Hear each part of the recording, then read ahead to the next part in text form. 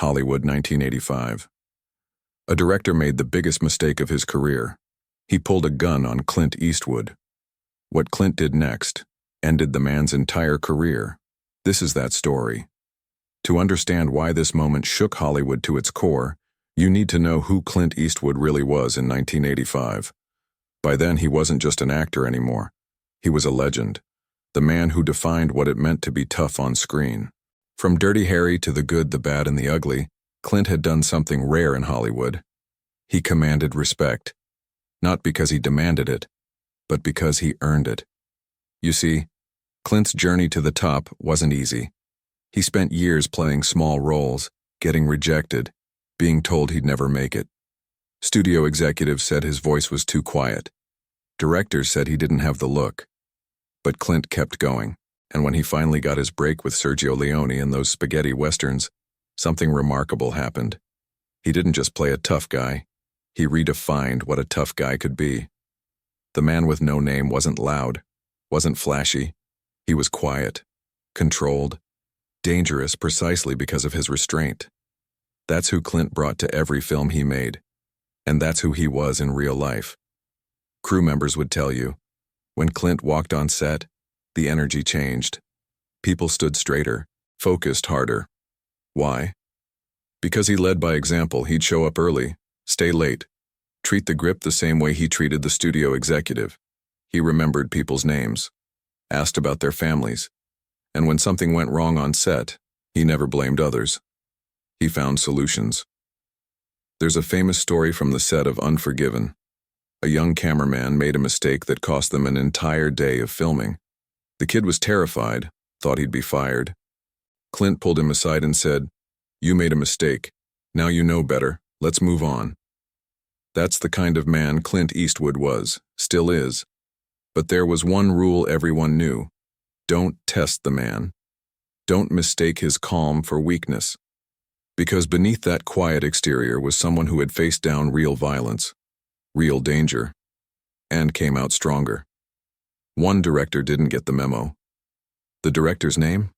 Let's call him Richard Sterling. Sterling was young, ambitious, and, frankly, arrogant. He'd just come off a moderately successful film and thought he was the next Spielberg. He was in his early 30s, fresh from film school, and had made one independent movie that got some buzz at Sundance. Suddenly, he was directing a mid-budget Hollywood production, and it went straight to his head. But here's the problem with guys like Sterling. They confuse confidence with competence. And on a film set? That's dangerous. Sterling believed that being a director meant being a dictator. He'd studied European auteurs, the ones known for their demanding personalities. But he missed the part about talent backing up the temperament. From day one, Sterling treated the crew like servants, screaming at grips, berating the script supervisor, humiliating anyone who questioned his vision. He'd throw scripts, kick equipment. Once, he made a costume designer cry in front of the entire cast because a shirt was the wrong shade of blue. People started calling him the tyrant. Not as a compliment. The producers knew they had a problem. But Sterling's previous film had made money, and in Hollywood that buys you a lot of rope. So they let it slide. Big mistake. Clint noticed. Of course he did. But he stayed quiet, watched, waited. See, Clint had worked with difficult directors before. Hell, he'd worked with Sergio Leone, a man famous for his perfectionism. But Leone was different.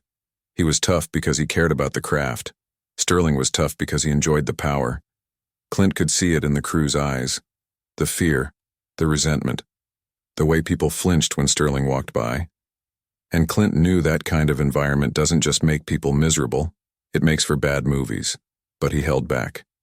Gave Sterling room to learn, room to grow up. Because Clint understood something Sterling didn't. Real power doesn't announce itself. Real power is the guy who can stop everything with a whisper, not the guy who has to scream to be heard. Then came the day that changed everything. It was week 3 of shooting. The production was already behind schedule, over budget, and the morale was at rock bottom. They were filming a crucial scene, a tense standoff, the kind of moment that required absolute focus from everyone on set. Sterling had been on edge all morning. His previous take didn't work, the lighting was off, and he was looking for someone to blame. The truth is, Sterling's shot wasn't working because Sterling didn't know how to frame it. But admitting that would mean admitting he wasn't as talented as he thought he was. So instead, he got angry. During setup, a young production assistant, kid couldn't have been more than 22, accidentally bumped a C-stand. Minor thing. Happens all the time. The C-stand wobbled, made a noise. Didn't even fall over. Just made a noise. Sterling lost it. His face went red.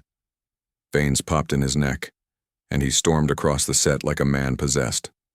He stormed over, screaming in the kid's face, called him every name you can imagine. The entire crew froze. "You idiot, you worthless piece of—" I won't repeat the rest, but it was bad. The PA tried to apologize. "Sir, I'm so sorry, it was an accident." "An accident? You think we have time for accidents? You think anyone here cares that you're sorry?" The kid's eyes were welling up. He was just trying to do his job.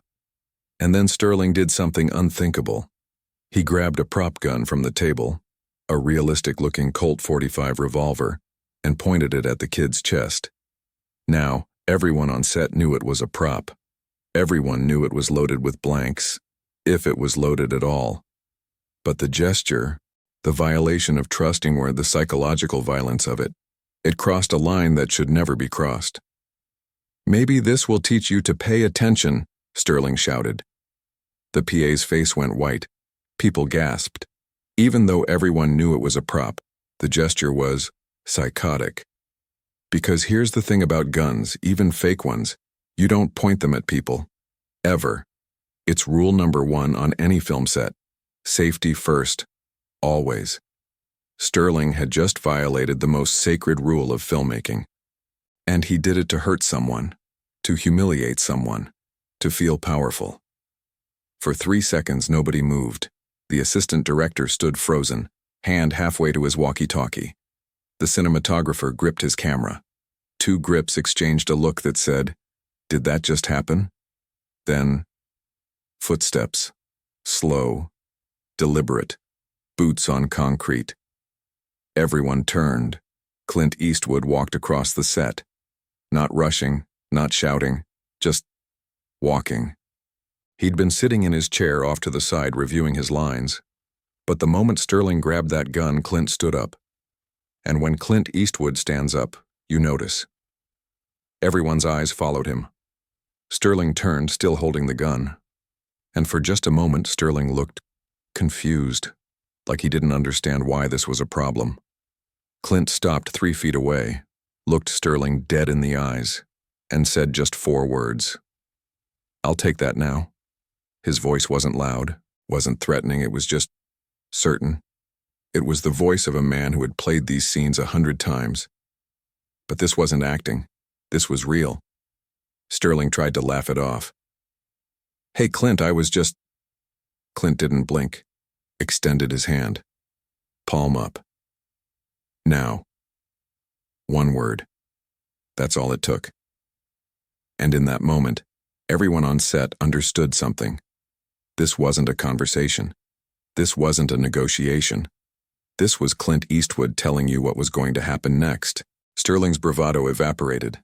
His hand started shaking. He looked around. Crew, actors, everyone was staring at him. Not at Clint. At him. Sterling. And in their eyes, he didn't see fear anymore. He saw disgust. He handed over the gun. His hand was trembling so badly that Clint had to steady it as he took the revolver. Clint took it, ejected the blank rounds one by one, let them hit the floor. Clink, clink, clink, clink, clink. 5 rounds. He just said, "You're done here, pack your things." Sterling stammered, "Clint, you can't just—" "I just did. Leave." Sterling looked around desperately. "Somebody call the producer. I'm the director of this." Clint took 1 step closer, not aggressive, just present. "You were the director. Now you're leaving. I suggest you go quietly." And Sterling left. Walked off that set and never came back. The assistant director called cut, then called the producer. Each one hitting the concrete sounded like a gavel in a courtroom. The sound echoed through the silent soundstage. Nobody spoke. Nobody moved. Then he looked at the young PA. "You okay, son?" The kid nodded, still in shock. "Yes, sir." "Good. Go take a break. Get some water." The PA didn't need to be told twice. He practically ran off the set. Clint turned back to Sterling. And here's what destroyed this director's career forever. He didn't yell, didn't threaten. Within an hour, Sterling was officially terminated. By the end of the day, his belongings had been cleared from his trailer. The producers brought in a replacement director within 48 hours. Someone who actually knew how to treat people with respect. Now you might be thinking, could Clint really fire a director just like that? Technically, no. He wasn't the producer. But here's the thing about real power in Hollywood. When Clint Eastwood tells you to leave, you leave. Because Clint had something Sterling would never have: earned authority. The producers backed Clint's decision immediately. Why? Because they knew Clint was right. They knew Sterling was a liability. And they knew that if Clint walked, half the cast and crew would walk with him. Sterling walked off that set and never directed another major film. Within a year, he was doing commercials. Within 5 years, he was out of the industry entirely. I spoke with someone who worked in casting in Los Angeles during that era. They told me that Sterling's name became poison overnight. We'd get his resume, they said, and we'd just pass. Everyone knew the story. No one wanted to work with him. But it wasn't Clint who ended his career, it was the story. Word spread through Hollywood like wildfire. "Did you hear what Sterling did? Pulled a gun on a PA. Clint threw him off set." The story grew with each telling. Some versions had Clint taking the gun and unloading it in Sterling's face. Others had Clint physically throwing Sterling off the set. None of that was true. But the core of the story was accurate. And it was damning enough. Suddenly, no one wanted to work with him. Actors said no. Crew members refused his calls. Producers saw him as a liability. Sterling tried to rebuild his reputation. He apologized publicly. Said he was going through a rough time. Blamed stress, blamed the schedule, blamed everything except his own character. But Hollywood has a long memory for certain things. Especially when you've disrespected the crew. Because in Hollywood, reputation is everything. And Sterling had destroyed his in 4 seconds. But here's what this story is really about. It's not about Clint being tough. Hell, everyone knew he was tough. It's about what real masculinity looks like.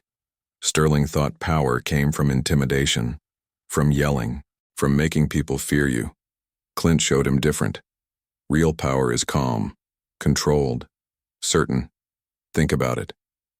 Clint could have knocked Sterling out cold. He was bigger, stronger, tougher. He'd done his own stunts for decades. He could have humiliated Sterling the same way Sterling humiliated that kid. But he didn't. Because real strength isn't about dominating others. It's about protecting them. Clint didn't need to raise his voice because everyone already respected him. And they respected him because he earned it. By treating people right. By doing his job well. By never asking others to do something he wouldn't do himself. There's a reason Clint has worked with the same crew members for decades. People like working for him. They trust him. They know he has their back. That young PA. Years later, he told this story in an interview. You know what he said about Clint? He didn't save me because he wanted to be a hero. He did it because it was the right thing to do.